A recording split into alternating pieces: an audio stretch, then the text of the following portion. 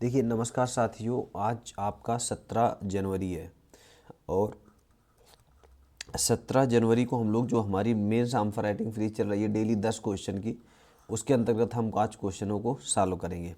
देखिए हमारा अगर आपको पीडीएफ वगैरह लेना है, आपको डायग्राम सीखना है, तो हमारा एक पेड बैच चल रहा है 259 रुपये में। डेली आपको 8 से 10 क्वेश्चन आपको दिए जाएंगे मॉर्निंग में, ठीक है ना। उसके बाद आपको उनको सॉल्व करना है। उसके बाद आपको पीडीएफ दी जाएगी और पीडीएफ में आप मिला सकते हैं कैसे डायग्राम बनाना है, कैसे फ्लो चार्ट बनाना है, कैसे आपको विधिवत तरीके से मॉडल आंसर के तौर पर लिखना है। यहाँ पर आपको मॉडल आंसर नहीं कहेंगे, फुल आंसर हम आपको देते हैं, ठीक है ना।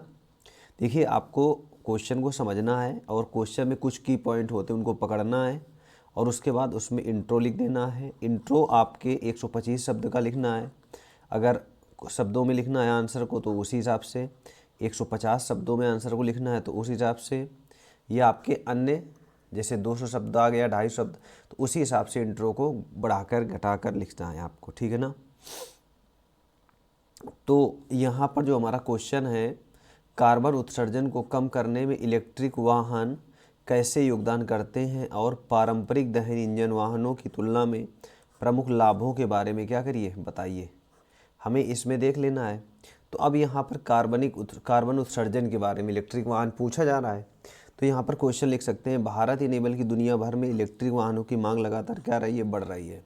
इसका कारण क्या कि ये टिकाऊ, ऊर्जा दक्षता, पर्यावरण अनुकूल तथा ग्रीन हाउस गैस के उत्सर्जन में कमी के लिए क्या है जाने जाते हैं, ठीक है। इतना हमने इंट्रो थोड़ा लिख दिया।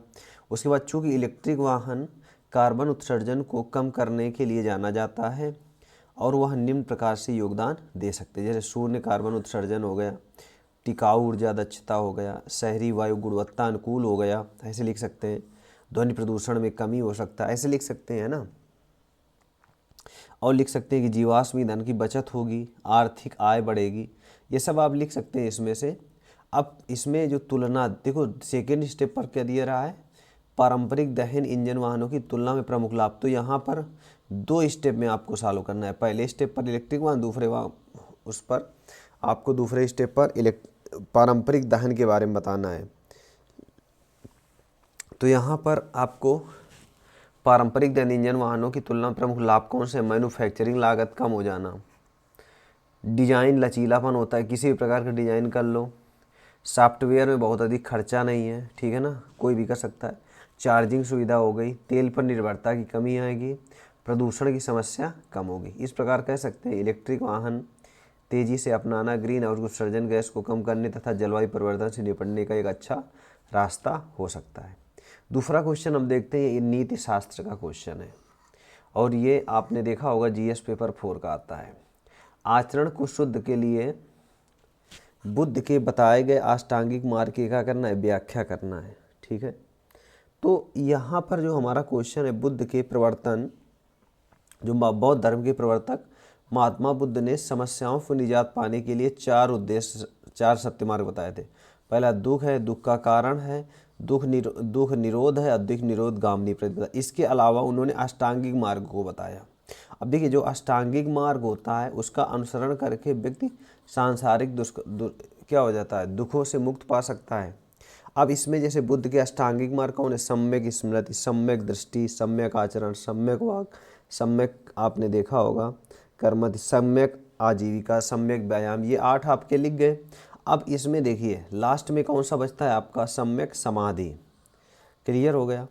अर्थात इन अष्टांगिक मार्गों का स्वरूप कौन कौन हुआ, जैसे 4 आर्य सत्य मानना, उनका अनुसरण करना, मन को शुद्ध रखना, मन में एकाग्रता को बनाए रखना। इस तरह हमें पूरे जो डायग्राम है वो आपको फ्लो चार्ट में लिख देना है।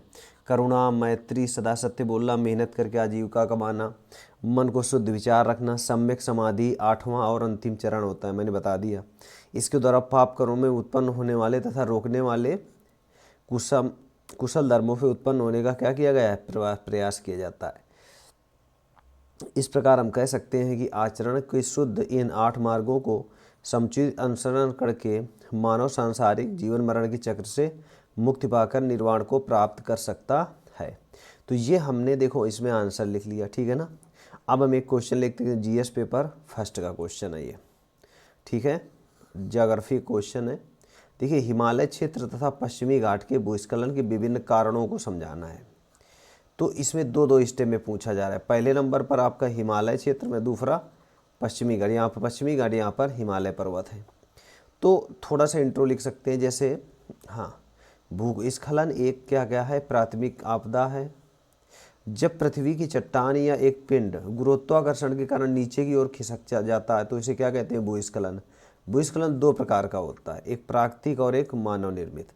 अब हिमालय क्षेत्र में भूस्खलन के कारण कौन कौन से हैं, जिसका भूवैज्ञानिक कारण कौन कौन सा है, जैसे भारतीय और यूरेशियन प्लेट के टकराने के कारण हिमालय क्षेत्र पर भूस्खलन की समस्याएं क्या होती हैं, उत्पन्न होती रहती हैं।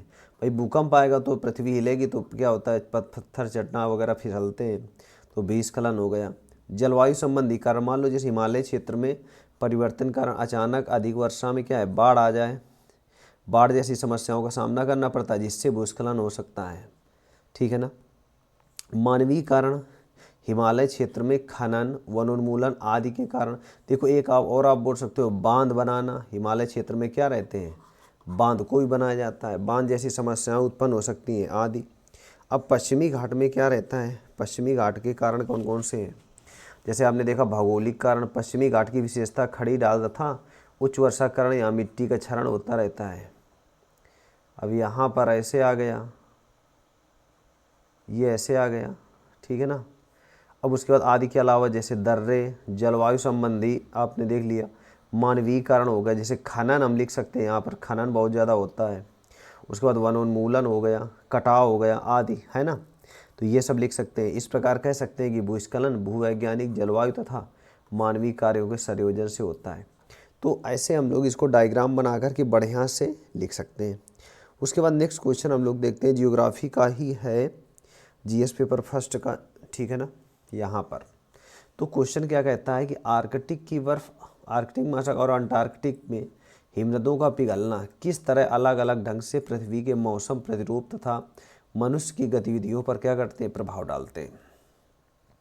क्वेश्चन की डिमांड के अनुसार ही आपको आंसर लिखना होता है और जो जो पूछा जाए उसी में आपको इर्द गिर्द लिखना, ये नहीं कि आपने कुछ भी लिखना स्टार्ट कर दिया। तो देखिए आर्कटिक एवं अंटार्कटिक क्षेत्रों में हिमनदों का पिघलना मौसम प्रतिरोध पर क्या करता है, नकारात्मक प्रभाव डालता है। इतना हम लोगों ने लिख दिया। अब आर्कटिक क्षेत्र में बर्फ पिघलने का परिणाम क्या होता है, इसको समझ लेते हैं। जैसे समुद्र का स्तर बढ़ना, लवणता का कम होना, समुद्री द्वीपों पर जलमग्न हो जाना, जो समुद्री द्वीप हैं वो जलमग्न हो जाएंगे, डूब जाएंगे, है ना। तटवर्ती क्षेत्र डूबने की आशंका, समुद्री जैव विविधता का खतरा। ये आर्कटिक क्षेत्र में मीथेन का भंडारण, ये माना जाता है जो आर्कटिक क्षेत्र नहीं है तो आर्कटिक क्षेत्र में कोला रीजन में जो वहाँ का कोला क्षेत्र है, रूसिया का, वहाँ पर मीथेन के बहुत ज़्यादा रिजर्व भंडार हैं। उसके बाद आपने देखा भविष्य में जल संकट का खतरा आ सकता है। भाई पूरे जब ग्लेशियर पिघल जाएंगे तो भविष्य में जल संकट ही नहीं बचेगा। अब देख लेते हैं अंटार्कटिक हिमनदों को पिघलने के क्या परिणाम होते हैं। जैसे वैश्विक तापमान में वृद्धि, क्योंकि बर्फ शुष्क और CO2 है ना, बर्फ क्या होती है, ठोस कार्बन डाइऑक्साइड। जो बर्फ़ होती है वो क्या होती है, कार्बन डाइऑक्साइड होती है।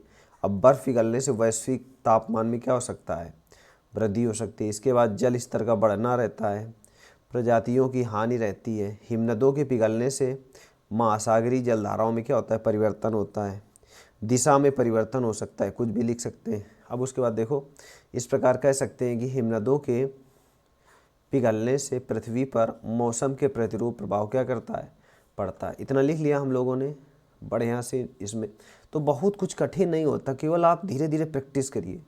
जब आप प्रैक्टिस करेंगे तभी हो पाएगा, ये आप समझिए, ठीक है ना। अपने आप शब्द चयन बढ़िया बनते चले जाते हैं। उसके बाद हम लोग देख लेते हैं जीएस पेपर सेकेंड का क्वेश्चन है ये गवर्नेंस का, ठीक है ना। वर्तमान समय में स्वयं सहायता समूह, सेल्फ हेल्प ग्रुप, वर्तमान समय में स्वयं सहायता समूहों का उद्भव राज्य के विकासात्मक गतिविधियों से धीरे किंतु पीछे हटने का संकेत है। विकासात्मक गतिविधियों में स्वयं सहायता समूहों की भूमिका और सेल्फ हेल्प ग्रुप को बढ़ावा देने वाले सरकार के उपायों का क्या करना है, परीक्षण करना है। देखिए सेल्फ हेल्प ग्रुप के बारे में थोड़ा सा लिख देना है, चूँकि इंट्रो आपको हर क्वेश्चन में लिखना है। उसके बाद बॉडी में डायग्राम, फ्लो चार्ट और लास्ट में वे फॉरवर्ड। तो यहाँ पर हमको लिखना है, जैसे हमारा क्वेश्चन आ गया स्वयं सहायता समूह। तो स्वयं सहायता समूह एक प्रकार का विशेष संगठन होता है जिसमें किसी उद्देश्य के लिए लोग आपस में मिलकर क्या करते हैं, कार्य करते हैं और आर्थिक सहायता भी उपलब्ध कराते हैं। वर्तमान समय में स्वयं सहायता समूहों ने भारत के ग्रामीण क्षेत्रों में विकासात्मक गतिविधियों में क्या किया है, बहुत ज़्यादा भाग लिया है। अब इसके बाद कौन कौन सी गतिविधियाँ हो सकती हैं, जैसे विकासात्मक गतिविधियों में स्वयं सहायता समूहों की भूमिका क्या है, सामाजिक एकजुटता हो जाती है। वित्तीय समावेशन में आपने देखा होगा, एक साथ सिलाई मशीन वाला कर दिया, कई सारे महिलाओं ने मिल करके, है कि नहीं, मोमबत्ती 4-5 महिलाएं मिलकर बना रही, तो वित्तीय स्थिरता रहती है, समावेशन होता है।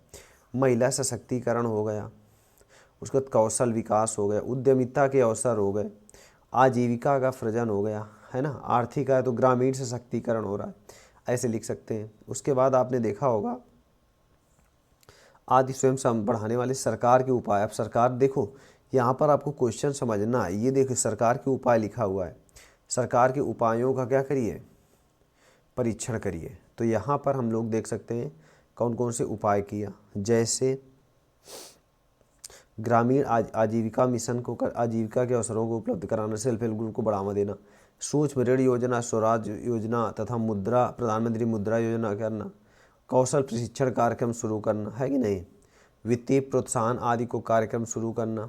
इस प्रकार कह सकते हैं कि स्वयं सहायता समूह को समर्थन और बढ़ावा देकर सरकार समाजवादी कार्यों क्या कर सकती है, समाज सेवी कार्यों का क्रियान्वयन कर सकती है। उसके बाद हम देखेंगे जीएस पेपर हमारा सेकेंड का क्वेश्चन है गवर्नेंस का। देखो, ट्रांसपेरेंसी इंटरनेशनल के ईमानदारी सूचकांक में भारत काफ़ी नीचे के पायदान पर है, ठीक है। राजनीतिक, आर्थिक, सामाजिक, सांस्कृतिक कारणों की चर्चा करिए जिनके कारण भारत में नैतिकता का क्या हुआ है, ह्रास हुआ है।